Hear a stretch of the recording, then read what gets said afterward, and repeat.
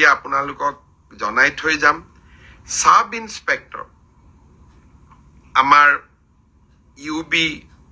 AB communication এই তিনিটা ক্ষেত্ৰত অসম আৰক্ষীয়ে সাব ইন্সপেক্টৰ পোষ্টৰ পৰীক্ষা পাতিছিল ইয়াত পদ আছিল 203টা ইয়াৰে ইতিমধ্যে লিখিত পৰীক্ষা হৈ গ'ল আৰু এই লিখিত পৰীক্ষা যিসকলে উত্তীৰ্ণ হ'ল যিসকলে কাট অফ নম্বৰ পাবলৈ সক্ষম হ'ল তেওঁলোকৰ তালিকা 6 মাৰ্চ তাৰিখে আৰক্ষী বিভাগে প্ৰকাশ কৰিব 6 মাৰ্চ তাৰিখে লিখিত পৰীক্ষাৰ ৰিজাল্ট হোৱাৰ লগে লগে পিএছটি আৰু পিইটি আৰম্ভ হ'ব আৰু পিএছটি আৰু পিইটিৰ এডমিট কাৰ্ড আপোনালোকে 9 মাৰ্চত ডাউনলোড কৰিব পাৰিব আৰু পিএছটি আৰু পিইটি 17 মাৰ্চৰ পৰা আৰম্ভ হ'ব এয়া হ'ল অসম পুলিচৰ সাব ইন্সপেক্টৰ ইউবি এবি আৰু কমিউনিকেশ্যন ইয়াৰ বাবে যি পৰীক্ষা হৈছিল ইয়াৰ পিছত আমাৰ এটা ডাঙৰ পৰীক্ষা হৈছিল কনষ্টেবল আমাৰ এটা ডাঙৰ পৰীক্ষা হৈছিল সেইটো হ'ল constable UB constable AB constable communication আৰু sub officer fire and emergency service কনষ্টেবলৰ ইউবিত পোষ্ট আছিল 1760টা কনষ্টেবল এবিত পোষ্ট আছিল 2301টা কনষ্টেবল কমিউনিকেশ্যনত পোষ্ট আছিল 466টা আৰু সাব অফিচাৰ ফায়াৰ সাৰ্ভিসত পোষ্ট আছিল মাত্ৰ এটা এই গোটেই পৰীক্ষাটোৰ ইতিমধ্যে পিএছটি আৰু পিইটি কমপ্লিট হ'ল এই পৰীক্ষাটোৰ যিসকলে পিএছটি পিইটিত কোন পাছ কৰিলে ইয়াৰে ৰিজাল্ট অসম আৰক্ষীয়ে 12 মাৰ্চ তাৰিখে ঘোষণা কৰিব অৰ্থাৎ কনষ্টেবল ইউবি এবি পৰীক্ষাৰ প্ৰথম ৰিজাল্ট 12 মাৰ্চ তাৰিখে প্ৰকাশিত হ'ব ইয়াৰ পিছত আপোনালোকে নিজেও জানে যে এটা লিখিত পৰীক্ষাত আমি অৱতীৰ্ণ হ'ব লাগিব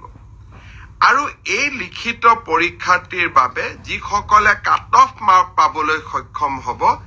তেওঁলোকে এডমিট কাৰ্ড 17 মাৰ্চৰ পৰা ডাউনলোড কৰিব পাৰিব আৰু ফাইনেলি এবি ইউবি ৰিটেন টেষ্ট 23 মাৰ্চত অনুষ্ঠিত হ'ব ইয়াৰ পিছত অসম আৰক্ষীত ড্ৰাইভাৰৰ 667টা পোষ্টৰ বাবে পিএছটি আৰু পিইটি অনুষ্ঠিত হৈছিল এই ড্ৰাইভাৰৰো পিএছটি পিইটিৰ পৰীক্ষাৰ ৰিজাল্ট অহা পৰহি দিনাখন অৰ্থাৎ 4 মাৰ্চ তাৰিখে অসম আৰক্ষীয়ে ঘোষণা কৰিব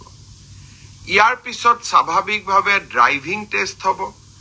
আৰু ড্ৰাইভিং টেষ্টৰ পৰীক্ষাৰ বাবে এডমিট কাৰ্ডো 4 তাৰিখৰ পৰা লাভ কৰিব পাৰিব আৰু written test driving test written পিছত হ'ব প্ৰথমতে ড্ৰাইভিং হ'ব ড্ৰাইভিং টেষ্ট 10 মাৰ্চত পৰা অনুষ্ঠিত হ'ব অৰ্থাৎ 4 তাৰিখে পিএছটি পিইটি ৰিজাল্ট দিব এডমিট কাৰ্ডো 4 তাৰিখে দিব আৰু 10 মাৰ্চৰ পৰা ড্ৰাইভিং টেষ্ট হ'ব আৰু ফাইনেলি ইয়াৰ পিছত এটা লিখিত পৰীক্ষাটো আমি এপিয়াৰ কৰিব লাগিব এতিয়া মই আহিছো কনষ্টেবল এবি সিডিও অৰ্থাৎ কমান্ডো বেটেলিয়ন এই ক্ষেত্ৰত ইয়াত পোষ্ট খুব কম আছিল মাত্ৰ 164টা পোষ্ট আছিল 164 কাৰণ কমান্ডো বেটেলিয়ন বিলাক নতুন বেটেলিয়ন ইয়াত ভ্যাকেন্সি অহাৰ এতিয়া প্ৰশ্নটো বহুত কম কমান্ডো বেটেলিয়নৰ ৰিজাল্ট আমি আমাৰ কাট অফ মাৰ্কস যেটো পিএছটি আৰু পিইটিৰ যেটো কাট অফ মাৰ্ক তাক আমি 27 মাৰ্চ তাৰিখে ঘোষণা কৰিম অৰ্থাৎ কমান্ডো বেটেলিয়নৰ 164 পদৰ বিপৰীতে আমাৰ যি ৰিজাল্ট হ'ব কাট অফ মাৰ্কস এনাউন্স হ'ব 27 মাৰ্চ তাৰ পিছত এডমিট কাৰ্ড আহিব 1 এপ্ৰিল তাৰিখে আৰু সাইকোমেট্ৰিক টেষ্ট 8 এপ্ৰিলৰ পৰা অনুষ্ঠিত হ'ব আমাৰ গ্ৰেড 4 অসম আৰক্ষীত 258টা পোষ্টৰ বাবে অনুষ্ঠিত হৈছিল গ্ৰেড 4 পৰীক্ষাৰ পিএসটি পিইটি হৈ গল আৰু কেইটামান হ'ব বাকি আছে 15 মাৰ্চলৈকে চলিব হে ইয়াৰ পিএসটি পিইটি ৰিজাল্ট আমি দিউতে কিছু পলম হ'ব 30 এপ্ৰিল পাব এয়া হল অসম আৰক্ষীৰ সম্পৰ্কত আপোনালোকে জানিব বিচৰা তথ্য